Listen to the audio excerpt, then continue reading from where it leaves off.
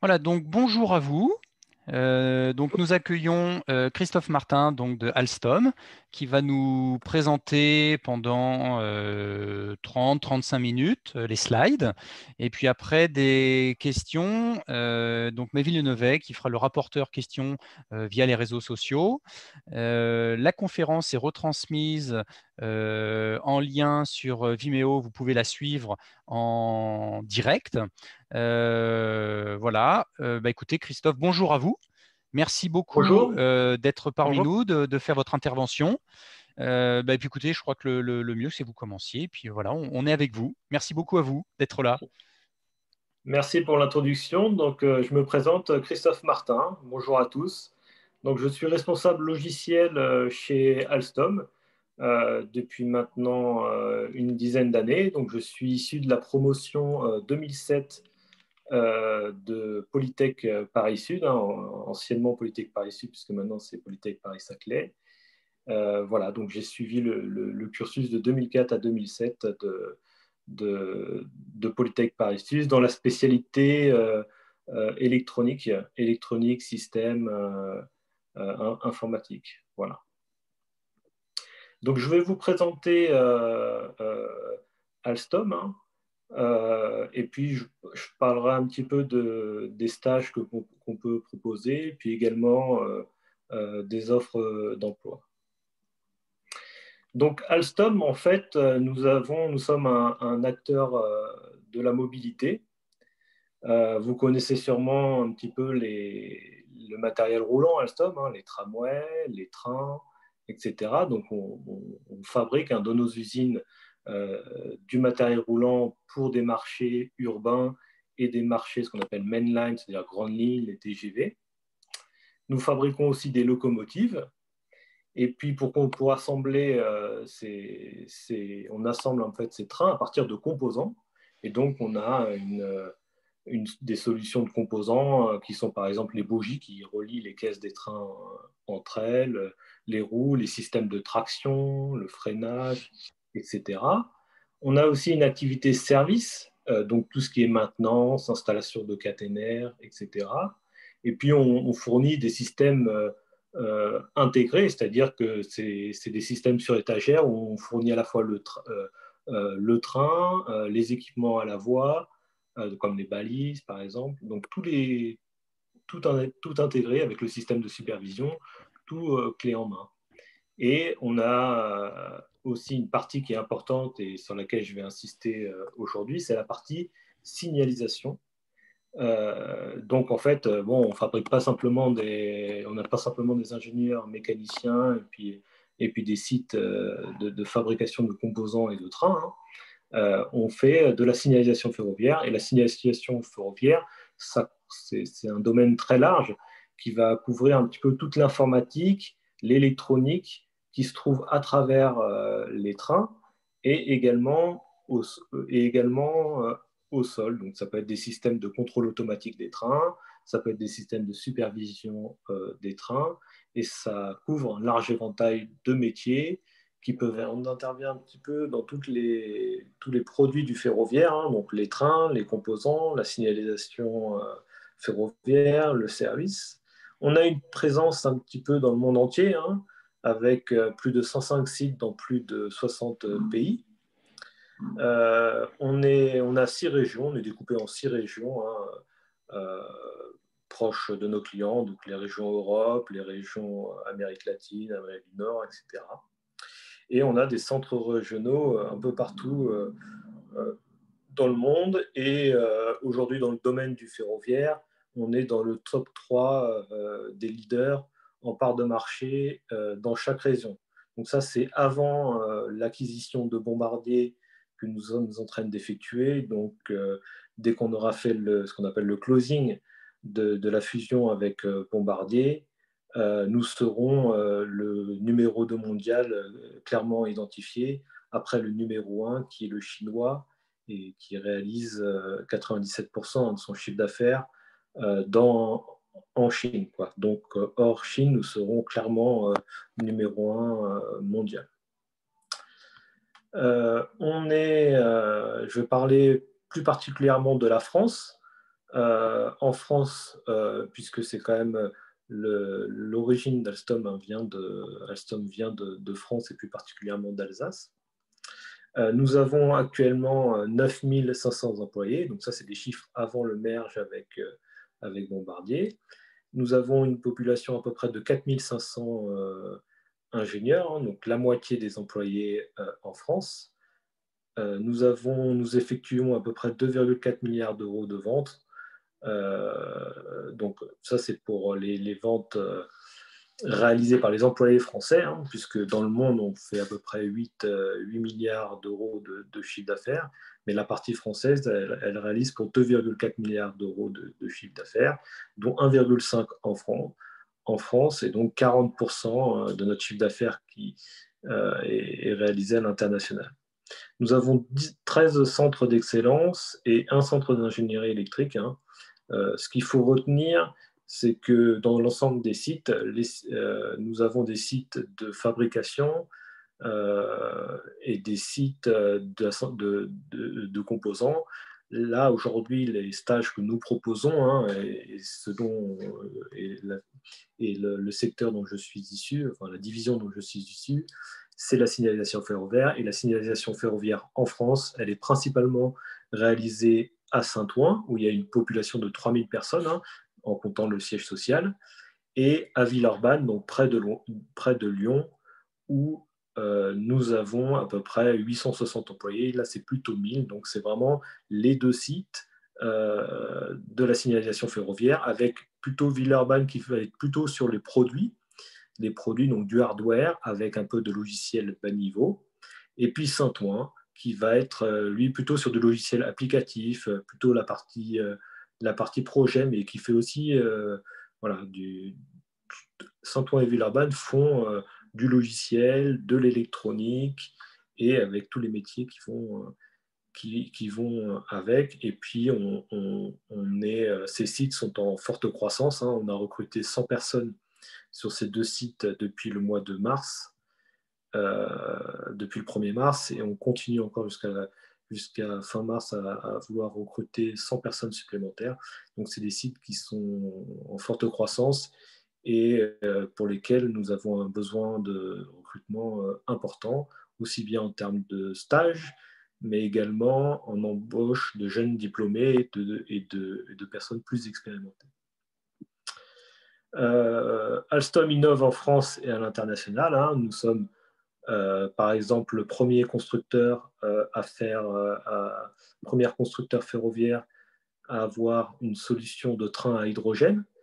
Ces trains à hydrogène, ils circulent actuellement en Allemagne, et puis beaucoup de pays se sont montrés intéressés pour actuellement faire des essais, notamment en Europe du Nord, et puis également en France, où le train à hydrogène arrivera dans un mode un petit peu nouveau, qui est un bimode électrique, enfin diesel et hydrogène, donc un hybride, alors qu'en Allemagne, les trains sont purement hydrogène.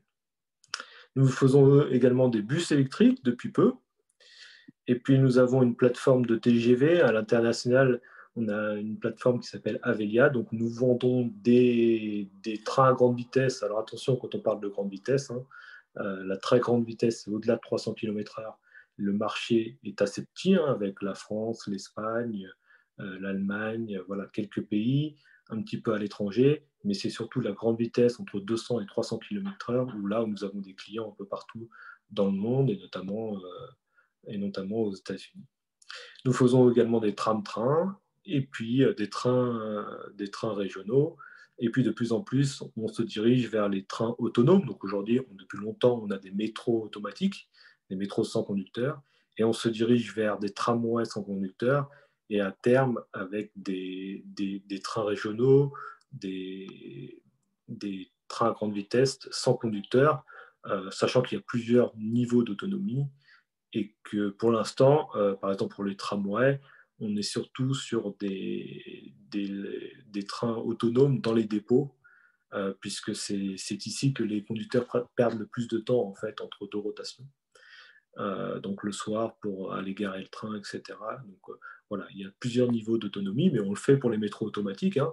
Donc l'idée, c'est d'aller plus vers les trains, les tramways et les trains à plus grande capacité. Un chiffre à noter, c'est que 80% de la R&D du groupe est réalisée en France. Donc c'est vraiment la France qui est la terre, on va dire, qui concerne, enfin, pour la R&D, en tout cas, même si les constructions des trains se font parfois proches des clients à l'étranger, la R&D, en tout cas, elle est largement réalisée en France. Donc, nous avons une vaste gamme de produits et de services, hein, j'en ai déjà parlé. Ça va du bus électrique, du tramway, du tram-train, du train régional, du train à grande vitesse, jusqu'au train à très grande vitesse. Aujourd'hui, nos marchés, ils sont en forte croissance et ils sont tirés essentiellement par la décarbonation de la mobilité, hein. Donc aujourd'hui, il y a une volonté un petit peu environnementale de décarboner un petit peu la mobilité. Et donc Alstom, on est idéalement placé pour répondre à ces exigences qui sont au niveau européen, mais aussi dans beaucoup de pays dans le monde. Nous avons donc voilà, l'idée c'est d'avoir un impact positif sur la société à travers ces produits qui sont bons pour l'environnement. Nous sommes tirés par l'urbanisation croissante des villes, hein, puisque de plus en plus de gens vivent en ville. Voilà, nous avons des chaînes d'approvisionnement éthiques et durables. Nous travaillons beaucoup sur l'éco-conception, par exemple, pour limiter l'empreinte carbone de nos produits. Et nous veillons également à la santé de nos collaborateurs. Par exemple, nous sommes dans une année de Covid, hein, depuis quelques temps. Nous avons interrompu aucun de nos stages. Donc ça, c'est un message à destination des étudiants qui voudraient faire un stage chez nous. Nous n'interrompons pas les stages pendant les périodes de Covid. On les aménage avec du travail à distance, mais nous continuons voilà, les missions. Donc, tous nos stagiaires, cette année, en 2020, sont allés au bout de leur stage. Nous essayons aussi de promouvoir des postes à responsabilité pour les femmes, hein, même si on est une population d'ingénieurs assez massivement issus, des profils assez masculins, puisqu'en école d'ingénieur, on a une proportion d'hommes qui est quand même pas négligeable, mais on essaie en tout cas d'avoir un recrutement de femmes plus important et puis également des postes à responsabilité. Donc Alstom, ce que je parlais de la signalisation ferroviaire, c'est une division en fait qu'on appelle Alstom Digital Mobility. Et donc, comme je l'ai indiqué précédemment, en fait, nous avons 3 localisations, à Aix-en-Provence, à Saint-Ouen et à Villeurbanne, où nous avons en tout 1600 employés. Alors, c'est un chiffre qui évolue beaucoup, puisque nous recrutons beaucoup de personnel en ce moment. Nous avons 40 programmes de R&D, hein, donc on essaie d'accélérer, c'est pour ça qu'on a beaucoup de recrutement, on essaie beaucoup d'accélérer sur la R&D pour avoir des produits innovants et pour être en tête un petit peu sur tous nos marchés. Et nous avons 120 projets dans le monde en cours pour la signalisation, donc ça peut être des métros automatiques un peu partout dans le monde, ça peut être des systèmes de supervision pour les grandes lignes, des systèmes pour la sécurité. Ça peut être aussi, ce qui prend de plus en plus de place, c'est la data science, donc faire de la maintenance prédictive avec les data science, c'est-à-dire récupérer des données des trains pour faire de la maintenance prédictive. Nous avons beaucoup de laboratoires, avec des laboratoires de tests hardware, de tests software, de validation. Et donc, nous sommes le premier employeur de signalisation en France avec 1600 experts. Nos expertises, donc nous sommes les centres d'excellence pour les projets de signalisation urbaine. Donc ça, c'est ce qu'on appelle le CBTC. Donc ça, c'est les métros sans conducteur que vous pouvez connaître à Paris, mais également dans beaucoup de lignes en France et dans le monde. On fait du logiciel sécuritaire, donc sécuritaire, c'est-à-dire avec un haut niveau de sûreté de fonctionnement pour les passagers. Voilà. Et on a aussi la cybersécurité qui arrive de plus en plus dans nos produits, puisqu'on nous demande d'ouvrir de plus en plus nos produits vers des réseaux ouverts, de pouvoir charger dynamiquement les logiciels sur les trains, etc. Même pour le data science, pour le big data, de sortir des données, on a besoin d'ouvrir un petit peu nos produits pour sortir des données vers l'extérieur. Donc ça implique d'avoir des produits de plus en plus cyber, avec des normes aussi dans les pays de plus en plus contraignantes à ce niveau-là. Et donc, il y a beaucoup de besoins en termes de recrutement pour des gens qui connaissent bien le domaine de la cybersécurité. Ensuite, nous avons des centres régionaux dédiés au marché français, hein, des systèmes embarqués, par exemple pour la SNCF, pour la RATP, pour le métro de Lyon, et puis des centres de contrôle grande ligne pour la SNCF. Là, c'est très focalisé sur la France, évidemment, mais toutes ces solutions se vendent également à l'étranger, même si le ferroviaire se caractérise par une grande variabilité un petit peu des produits, puisque en fait, chaque pays a son histoire et, dans le ferroviaire qui date depuis parfois plus de 100 ans. Et donc, il faut nous adapter à chaque pays. Donc, même si on a des plateformes génériques et des produits génériques, il faut sans cesse il faut faire un peu du sur-mesure pour répondre aux besoins de nos clients dans chaque pays. Donc, nos activités, j'ai dit, hein, j'ai parlé d'un petit peu de logiciel, de hardware, et aussi, donc on est sur toutes les phases du cycle en V. Ça veut dire qu'on fait à la fois de la gestion de projet, on fait beaucoup de projets dans un environnement international, et puis on fait de l'ingénierie de projet, donc on va faire du système, on va faire du logiciel, de la vérification, de la validation, des activités de sûreté de fonctionnement, et puis on va faire aussi également même de la formation, puisqu'on forme nos utilisateurs. Et puis, on fait de l'installation sur site, évidemment. On a des équipes. Par exemple, on propose beaucoup de VIE pour les jeunes diplômés, pour qu'ils puissent aller sur des sites dans le monde entier, installer nos produits. Ça leur donne une certaine expertise. Et puis après, ils reviennent en France pour travailler plus sur la partie ingénierie. Les activités signalisation, là, je vais faire un focus à Villeurbanne. Villeurbanne, je disais un petit peu en introduction, on est beaucoup sur les produits hardware et le logiciel bas niveau, et on a même une chaîne de production de cartes, où on fait de la réparation, on fait aussi de la CEM, hein, de la compatibilité électromagnétique. Donc à Villeurbanne, qu'est-ce qu'on produit? On produit des équipements pour les trains, ça peut être des accéléromètres, ça peut être des balises qui permettent de transférer des informations au train, des balises qui sont au sol, ça peut être des systèmes de radar pour détecter des objets sur la voie, ça peut être des capteurs de roue pour calculer la vitesse du train, ça peut être des modules GPS aussi qui vont pouvoir permettre de suivre le train. Avec maintenant, on arrive de plus en plus vers des centrales inertielles pour pouvoir détecter le train. Donc, on a plusieurs moyens de détecter le train. Tout ça, en fait, avoir une position précise, ça permet à nos systèmes, en fait, de raccourcir les délais entre les trains. Donc, aujourd'hui, c'est quelque chose qu'on avait beaucoup dans les métros automatiques. Maintenant, ça vient de plus en plus vers les grandes lignes. Donc, nous avons aussi des IHM, évidemment, pour le conducteur. Voilà. Et puis plein de produits qui sont des calculateurs, en fait, souvent diversifiés, donc qui s'exécutent avec du logiciel qui s'exécute sur 2 ou plusieurs chaînes.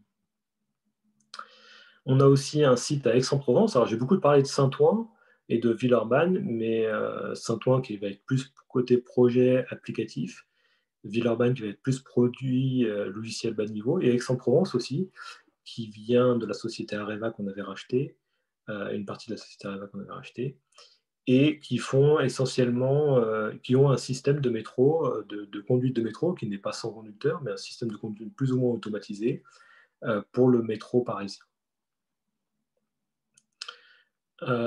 Donc voilà ce que je peux dire en conclusion, hein, pour conclure cette présentation.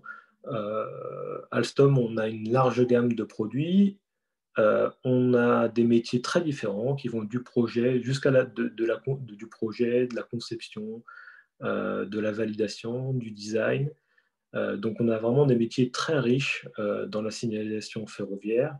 Le marché est tiré par une forte croissance, avec des besoins qui sont de plus en plus importants en termes de cybersécurité, de big data, d'intelligence artificielle, avec une automatisation qui grandit. Et donc, beaucoup de métiers, et puis dans des domaines très intéressants. Nous avons, donc avec notre croissance, nous avons un besoin de recrutement qui est assez considérable. Nous proposons beaucoup de stages. À l'issue de ces stages, si le stage passe bien, on embauche les jeunes diplômés. On recrute aussi, on recrute des jeunes diplômés qui n'ont pas fait des stages chez nous, et des diplômés plus expérimentés. Voilà, donc on a aujourd'hui un besoin. Aujourd'hui, l'impact du Covid est assez limité chez nous. On a à peu près 5 ans dans le carnet de commandes de chiffre d'affaires. Donc ça veut dire qu'on a 5 ans devant nous dans le carnet de commandes. Donc on a beaucoup de besoins. Et à la fois sur nos sites de Saint-Ouen et puis Villeurbanne, près de Lyon.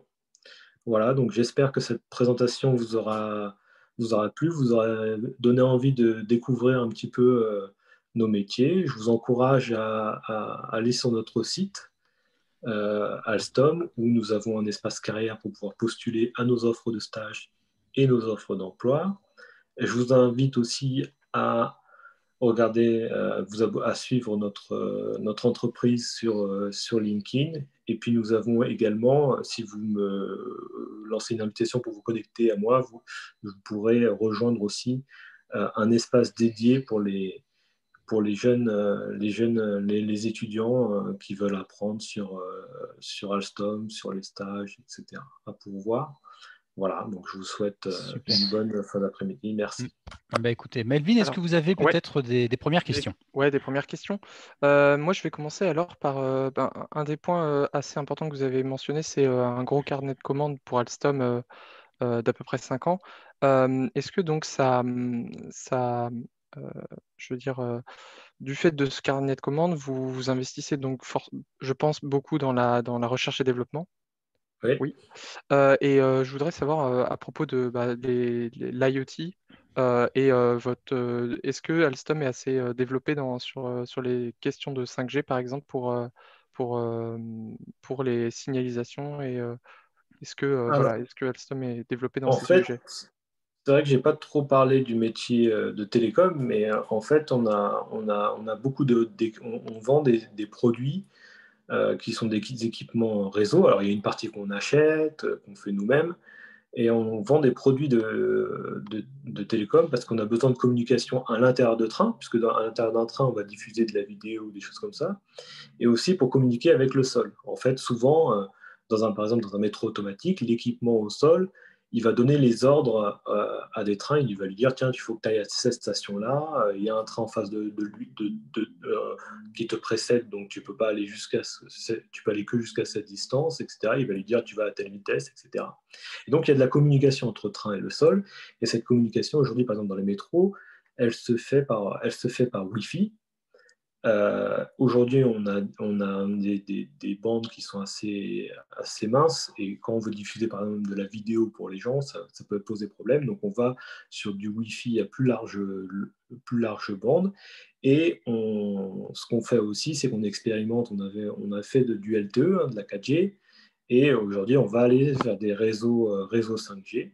Donc ça vaut aussi pour le métro, mais aussi pour les trains régionaux plutôt à grande vitesse, hein, qui aujourd'hui en fait parlent à travers le réseau GSMR, qui est une bande de fréquence du GSM pour le railway. Et on va aujourd'hui vers la 4G, mais demain on ira vers la 5G parce qu'en fait, plus on a de vitesse, on peut communiquer. En fait, c'est surtout de la latence, c'est-à-dire que le réseau, plus il est rapide et plus on peut donner les informations plus rapidement au train depuis le sol. Et donc, si on a ces choses-là, il peut réagir plus rapidement. Et donc, on réduit les distances de sécurité. Et donc, on peut rapprocher les trains. Et rapprocher les trains dans notre métier ou des métros, ça veut dire plus de fréquences pour nos clients. Et donc, ça veut dire une optimisation de son matériel roulant. Et lui, il peut faire circuler plus de passagers en heure de pointe. J'ai une seconde question, c'est à propos comme Alstom, bah, voilà, vous venez de le dire, travaille aussi sur son avenir avec de nouvelles technologies. Est-ce que vous avez des partenariats alors avec des instituts de recherche pour faire des thèses de chiffres? La recherche, quel est l'aspect recherche fondamental et en électronique, en microélectronique, en matériaux par exemple, sur ces aspects-là qui sont importants Alors, pour développer cette solution? nous, on a un pôle innovation, on va dire, qui fait de la recherche un petit peu plus. Ça reste quand même de la recherche appliquée, mais on essaye d'aller un peu plus loin. À 10-15 ans, on travaille par exemple sur des systèmes LIDAR pour les tramways autonomes, par exemple, ou des choses comme ça, des systèmes de caméra. Et on a des partenariats avec des instituts de recherche. On est par exemple dans le pôle systématique de la région Île-de-France, le pôle systématique, et on travaille dans des projets de recherche de l'ANR, mais également des projets plus européens. On travaille avec le CEA souvent. Le CEA, ils nous fournissent des logiciels aussi. On travaille avec le CEA, le CNRS, on travaille avec d'autres entreprises un peu du secteur ferroviaire. Mais oui, on travaille avec l'INRIA aussi. Donc, on travaille avec des laboratoires de recherche.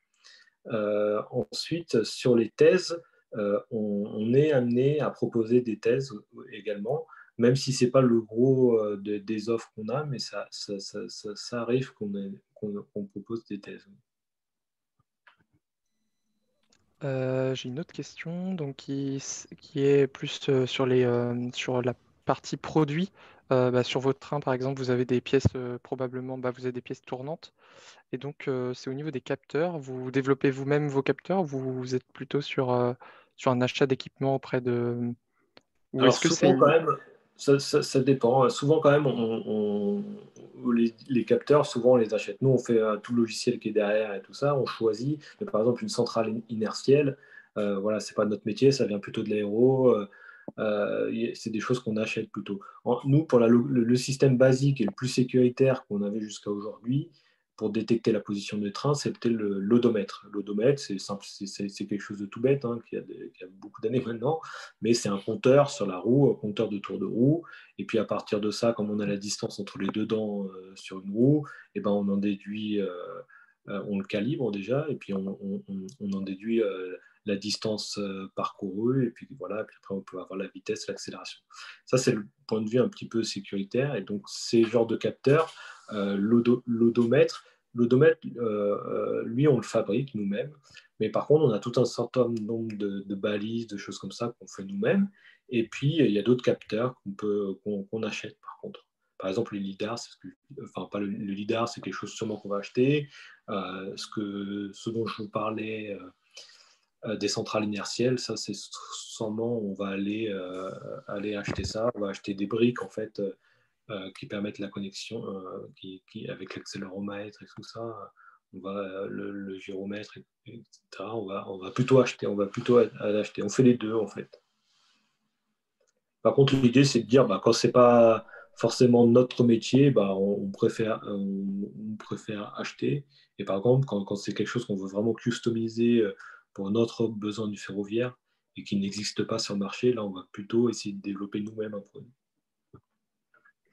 Ok. J'ai une autre question, c'est à propos de, par exemple, l'aspect distanciel. Comment vous arrivez à aujourd'hui, sur le site où vous êtes présent, à concilier à la fois les contraintes actuelles liées au Covid-19 et la mise en place des stages pour les étudiants et comment se déroule au final un stage dans la situation Covid chez Alstom? Déjà, en fait, tous les stagiaires ont un PC portable, donc ils peuvent tous travailler à distance. Ensuite, il y a des stages qui se font beaucoup en labo, et donc on autorise, par exemple, ça dépend, voilà, au mois de mars, c'était difficile, hein. On a dû laisser les gens chez eux, et donc on adapte, quand c'est comme ça, on adapte le stage, en fait. Par exemple, quand on fait du développement, ben, on peut faire du développement chez soi, on utilise des outils collaboratifs comme Teams pour discuter, faire le point sur le stage. Donc on adapte le stage.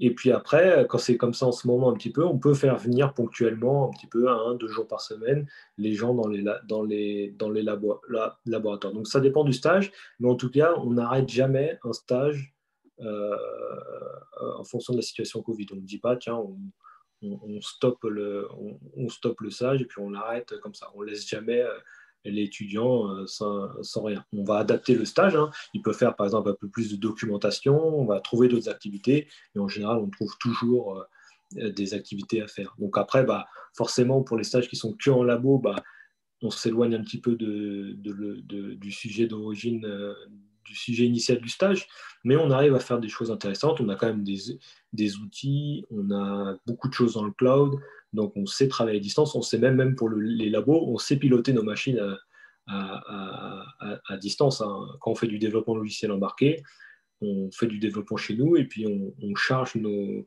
binaires, nos exécutables sur nos plateformes directement. On peut exécuter des tests. Donc, on a des logiciels de simulation de train, etc. Donc, on sait faire beaucoup de choses à distance. Alors moi j'ai une question plus large puisque vous avez évoqué donc justement la diversité géographique, technique, hein, de ce que représente Alstom. Est-ce que d'un point de vue carrière dans le temps et dans la géographie, est-ce que vous avez peut-être, je ne sais pas, ou des exemples ou des possibilités, comment ça se passe un petit peu en interne sur pour des profils techniques ou des profils divers pour mener en interne, vous voyez ma question, son parcours. Alors, en fait, on embauche un peu à tous les niveaux, c'est-à-dire on peut embaucher des stagiaires à l'issue de leur stage ou des gens plus expérimentés. Ce qui se passe, c'est que ça va dépendre des métiers, mais en général, par exemple, je prends mon exemple, hein. Moi, je suis commencé comme développeur logiciel, j'ai fait ça 3 ans. Après, je suis devenu architecte. Donc là, j'avais un contenu, j'étais un petit peu leader technique, on va dire. Et puis après, je suis allé plus dans la responsabilité d'un livrable logiciel. Et donc voilà, tous les 4 5 ans, on peut évoluer à des postes différents. Donc il y a beaucoup de mobilité interne en fait. Tous les trimestres, on a des offres d'emploi interne et on peut bouger assez facilement. Alors évidemment, on ne peut pas bouger tous les 6 mois, hein, mais en général, on demande quand même que les gens restent à un poste pendant 3 ans et après, ils peuvent évoluer. Et puis quelqu'un qui rentre à faire de la technique, il peut aller faire de la gestion de projet. Quelqu'un il peut aller faire de la validation, il peut aller sur site, il peut aller sur un autre site dans le monde, hein. Moi, au début, j'ai commencé à Saint-Ouen et puis j'ai été muté à Villeurbanne. Donc ça, on encourage beaucoup la mobilité et également à l'international, on a des besoins aussi de gens qui soient mobiles à l'international. Mais au niveau des évolutions de carrière, c'est assez bien parce qu'on peut donc ça, on peut avoir de la mobilité verticale, hein, c'est-à-dire prendre des responsabilités. Mais après, pour ceux qui veulent également, on fait beaucoup de la mobilité horizontale, c'est-à-dire que vous allez travailler sur un produit pendant 3 mois, sur une gamme de produits pendant 3 ans, et puis après, vous allez changer de gamme de produits, vous allez élargir vos compétences. Par exemple, vous faisiez plutôt des télécoms, vous allez passer sur de la cybersécurité ou alors sur de la data science. Et donc, on permet aux gens d'être mobiles un peu, on appelle horizontalement, c'est-à-dire de voir plusieurs métiers différents voilà, dans l'entreprise. Donc, les possibilités de mobilité sont assez importantes, surtout en ce moment où on recrute beaucoup, en fait. Donc forcément, il y a des services, pour prendre quelqu'un, ils regardent d'abord en interne s'il y a des gens qui veulent bouger. Et puis après, il regarde en externe du recrutement. Mais voilà, il y a énormément d'opportunités. Et puis ça peut être en effet quelqu'un qui veut faire de la technique, puis après il va moins en faire. Ou alors il y en a qui veulent faire plutôt plus de technique, ils vont devenir experts. On a des grades d'expertise, donc on a expert, senior expert, jusqu'à master expert, avec d'autres responsabilités, voilà, en termes d'expertise technique, quoi. Donc, je sais pas, pour un développeur logiciel, par exemple, il rentre en tant que développeur logiciel, après il peut être architecte. Après, soit il va vers la filière management où il va faire plus de responsable logiciel, puis après il peut être sur des projets, soit il va être dans l'expertise technique, et là il peut être expert, senior expert ou master expert. Ok, alors j'ai des questions Très bien. venant des étudiants. Mhm. Donc on a une question qui vient, est-ce que vous avez des recrutements liés à la mécanique ou en conception? Au final, Alors, là, pour je me suis Alstom. plus focalisé sur la signalisation ferroviaire, donc tous les métiers du logiciel, du hardware. Mais on a également, alors déjà, quand on fait du hardware, on a un peu de mécanique, puisque on a des cartes avec des faces avant, des choses comme ça. On a des équipements, on a des équipements avec de la mécanique, hein, forcément. Après, pour le train, la mécanique du train, c'est plutôt sur d'autres sites, en France, à Valenciennes, à La Rochelle, où là, ils fabriquent les TGV, ils fabriquent les tramways. Sur ces sites-là, ils recrutent, ils prennent des gens en stage pour de la mécanique ou des matériaux, par exemple, pour les gens issus de la filière matériaux. Et pour ça, il faut aller je vous encourage à aller sur le site d'Alstom dans les carrières et de regarder un petit peu toutes les offres de stage qu'il peut y avoir sur nos différents sites. Et on a également là je parle pour les apprentis, les gens qui cherchent de l'apprentissage, les sites comme ça d'assemblage, de trains, etc. Ils prennent beaucoup d'apprentis aussi. Je rebondis donc sur votre question. Il y a un aspect qui a été développé, c'était un peu les systèmes embarqués. Est-ce que vous avez des exemples, par exemple, de sujets qui peuvent être proposés, de Alors, sujets de stage dans, de fin d'études, dans par le, exemple? alors, dans le sujet, par exemple, on va avoir, on a un sujet de stage sur Fluence, c'est notre dernière solution de système de contrôle automatique de train. On a plusieurs stages vraiment de développement logiciel où là, il va falloir, par exemple, avoir une fonction d'arrêt précis du train. C'est-à-dire que vous allez prendre en main le système. Au début, on va vous montrer comment il marche, comment on fait rouler le train en simulation, etc. Et puis vous allez essayer de définir des algorithmes, en fait, à partir des données du train, donc la vitesse, etc. Essayer de définir un algorithme qui va permettre de s'arrêter précisément en station. Donc souvent, on a des portes palières, donc on a des marges d'arrêt qui sont dans les contrats, d'ailleurs, hein, qui sont souvent entre 10 et 20 cm. Et donc, vous allez définir un algorithme une courbe de freinage, en fait, à partir d'une vitesse au début, puis vous allez définir un algorithme qui permette, vous allez modéliser déjà, et puis vous allez définir un algorithme qui va permettre de s'arrêter précisément, du coup, en station. Et après, vous allez implémenter cet algorithme, et puis vous allez faire des tests pour simuler un arrêt précis. L'idée, hein, c'est d'avoir en automatique de pouvoir s'arrêter précisément, mais également à la vitesse la plus élevée, puisqu'on ne va pas freiner trop longtemps avant le point but, le point d'arrêt. Ok, d'accord, merci. Alors, donc ça, c'était à peu près toutes les questions que j'ai à poser. Il y avait, ouais, donc on a abordé les aspects capteurs. Moi, j'ai pas d'autres questions. Laurent, est-ce Eh que... bien, écoutez, alors moi qui ne suis pas du tout de la partie technique, hein, c'était d'un point de vue personnel, effectivement, il y a tout l'aspect technique qui était passionnant. Malgré le petit problème technique lié au direct, hein, ça peut arriver qu'on a eu au début de la petite D'accord. micro-coupure et on s'en excuse. Vous Il y a êtes pas de- plus d'une cinquantaine, presque soixantaine à nous suivre.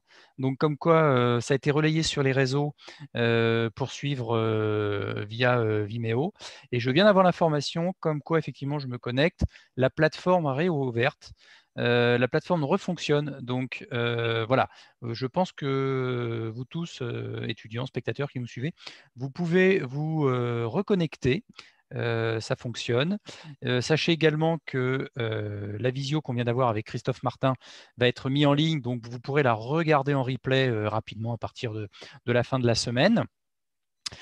Merci beaucoup à vous, Christophe. C'était passionnant. Vous nous avez fait voyager techniquement dans les mondes différents de ce qu'est Alstom, hein, si je résume un petit peu tout ce que vous nous avez fait découvrir, en tout cas à moi. Et puis, un immense merci à vous de votre participation. Puis on aura l'occasion, bien sûr, de vous écouter encore.